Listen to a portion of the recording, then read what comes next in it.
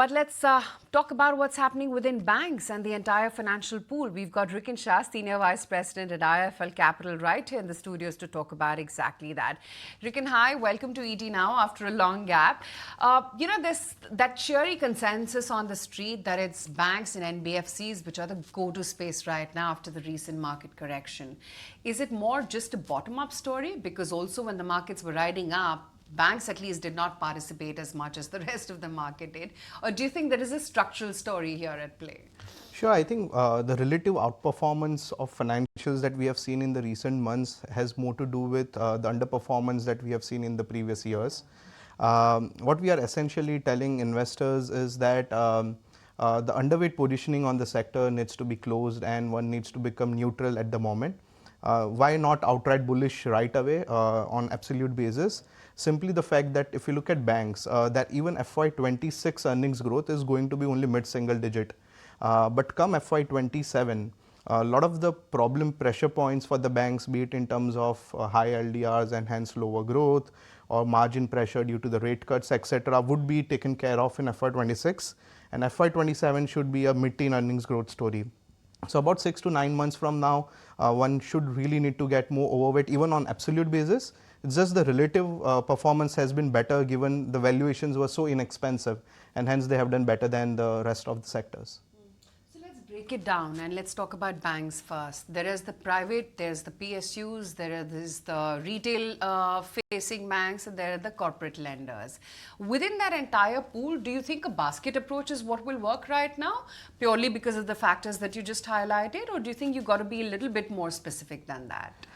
So we usually break this discussion or recommendations in two parts. One would be a medium to longer term horizon, which is where we have a clear preference for large private banks. And our pecking order has been Axis, HDFC and ICICI in this, Axis, ICICI and HDFC in this particular order. But if you look at the next 6 month kind of a horizon, even some PSU banks offer significant value. Given that we are looking at the rate cuts, one rate cut has already happened and we'll see a couple of more in the coming months, PSU banks should relatively do better given that they have higher share of their loan book linked to MCLR vis-a-vis larger banks who are directly linked to repo. And hence, given that SBI, BOBs of the world are very cheap at the current levels, they may do relatively better in the near term as well. For the mid-sized banks, I think that we are still looking at a couple of quarters of more pain. MFI-focused banks will see a lot of stress in 4Q, even higher than 3Q. 1Q, given the new guardrails get implemented for MFI, there could be still further tightening. I think the next year, the problem could likely be on the growth. The MFI industry AUM growth is likely to be flattish at best next year. And most of the banks, the expectations is of 5 to 15% growth in the MFI segment, which may not really play out. So we believe that MFI would take a couple of more quarters to really rebound. And among the rest of the mid-sized banks, I think value is there at the current level, but there will still be more earnings cut. But Rikin, give us some sense on the liquidity front as well, because that was the key talking point for the banks and the stress over there. And RBI has been taking so many steps to cater to that move. But given the fact that these steps have been taken, how has the situation improved? What's the outlook on the sector on the liquidity front? And going ahead in terms of the earnings, when we get to hit those earnings and the numbers, what could be the key talking points for the banking space? Sure. So on the liquidity front, we saw that the peak system liquidity deficit was around 3 trillion rupees in Jan. And just to put that in context, in the first half of last calendar year, this used to be in surplus. Of course, the RBI has become a lot more hands-on and has been injecting liquidity. So since December, in the last 2-3 months, the RBI has injected 5.5 to 6 trillion rupees of durable liquidity in the system. But even after injecting that liquidity, given certain tax outflows and the pressures on the currency, etc., the system liquidity is still in the deficit of 2 trillion or so right now. The hope is that come 1Q FY26, with some of the dividends from RBI coming to the government and the spending, it coming back to the broader economy due to the spending, the liquidity situation could perhaps improve a bit more. But sitting where we are today, I think despite the RBI measures, the liquidity is still in deficit.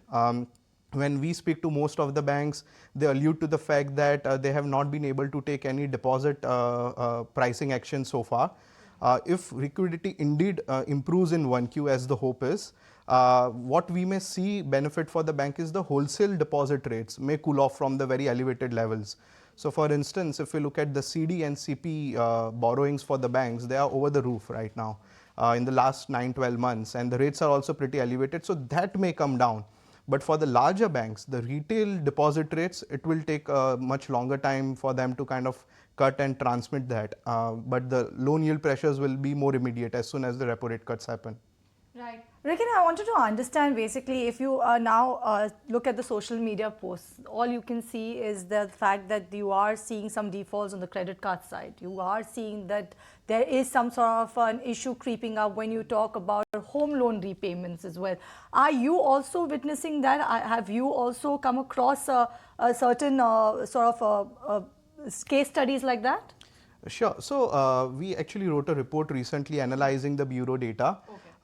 And we looked at 4 to 5 broad retail segments, and the common thread across the retail borrowing is that the smaller ticket loans are seeing more stress. So for instance, if we talk about home loans to begin with, home loans is roughly a 40 trillion rupee loan book market for all the lenders in India. Now within that space, the affordable housing players are not only seeing some growth slowdown, but the early bucket delinquencies have been moving up for them. So I'm talking about 0 to 90 DPD for them moving up. But for the larger ticket home loans, it's pretty much stable and we are not seeing any problem. This is already reflecting in some of the affordable housing players' gross stage 2-3 loans. But that's where the problem is at the moment. Come to the personal loan and credit cards, to the second point that you brought up.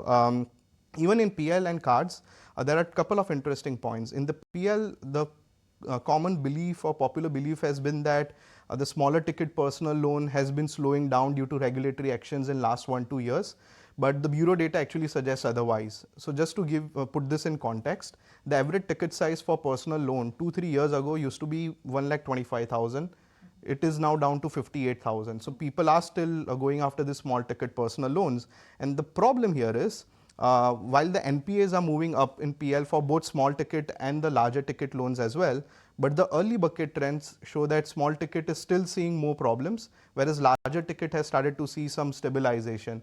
So the way this would impact the broader lenders, I would say, is that some NBFCs or fintechs who do these small ticket personal loans may continue to see further stress in the PL segment, whereas the larger banks who typically focus on larger ticket PL and even some select NBFCs, they should start seeing peaking of NPA problem for them in next couple of quarters in PL. And the credit card is also largely similar. The NPAs have shot up from 11 to 15%, but the early bucket delinquencies have started to improve. So from 4%, it is down to 3%. So the trend wise, it's showing some inspiring trends. And if this trend persists, that means that the peak of NPAs would be behind us. So since we're on the subject of small ticket loans, it brings me to microfinance, because that within the entire financials pool is one space which has really been under pressure. When do you see this segment bottoming out and the stresses getting eased off? Sure. So, basis our interactions with all the lenders and looking at the bureau data, it suggests that given the collection efficiencies in October, November very weak, the slippages or the NPAs in 4Q are going to be very elevated. So it would be even higher than what we saw in 3Q for many players. In 1Q, the lenders are hopeful that the stress will start stabilizing. But the problem is that from effective 1st April, the tighter MFIN guardrails get implemented, and that could result into some slippages further. I think next year in FY26, asset quality we'll see peaking of the stress, but the growth would be coming under pressure for the sector. So I believe that MFI focused players, it's probably 1 or 2 more quarters where there will be some more teething issues. But the stocks would have already priced that in, right? So we've seen that the stocks have stopped reacting negatively to any further improvements. The question is that when they do really start outperforming again, I think that would take a couple of quarters. Rikin, what's the outlook on the auto loan growth as well? Because the auto growth overall in terms of the sales, that has been moderating. The peak we have seen back in November 2024. And over the months, there's been not much of an excitement. Do you believe that the trend is here to continue, or we could be in to witness some bit of rebound? No, I think this should likely continue. If you look at the auto loan growth, it has been softening or decelerating in the last few quarters, and it's pretty much in line with the retail sales trend of the OEMs. Given that the outlook on the OEM sales is still a bit more soft at the moment, I don't think the growth rebounds meaningfully. It's a 8 trillion rupee overall auto, and when I say auto, it's the car loans that I'm talking about. But the new car loans, no problem on the asset quality. There are certain other vehicle segments where we are seeing some pain points. So two-wheeler would be one of that. Some portions of CV, particularly LCV, there is some more stress. But all in all, I'm not too concerned on the auto segment. Right. Rikin, lastly, I just wanted to understand once more, you did speak about the affordable housing segment where you are actually seeing some sort of a stress coming in. Any pinpoint, or can you pinpoint as to why such a stress coming in that particular segment? So, of course, post-COVID, we have seen that it's a function of a few things. The income growth or the savings growth in the rural economy has been slower. So that's one of the point. Second, the reason for the slowdown in the growth in affordable housing is also because if you look at the underlying trends in the real estate market, in the originations, affordable housing companies used to have 50% share. Now it is down to 30-35%. That's simply because developers are focused more on the mid-market and the luxury segment where the sales are also strong. The government support in form of the interest subsidy schemes has also been lower than the expectations and vis-a-vis the past years. So the growth is also slowing down. And on specific to the asset quality problem, it's mainly in the lower ticket size and a lower income group where the problem is across the segments due to the income and savings issues. Absolutely. Okay, so great chatting with you, Rikin. Thank you so much for your time. It was a great discussion. Got a good color on the way the financial SPAC is likely to move. If you like this video, then like, share and subscribe to ET Now.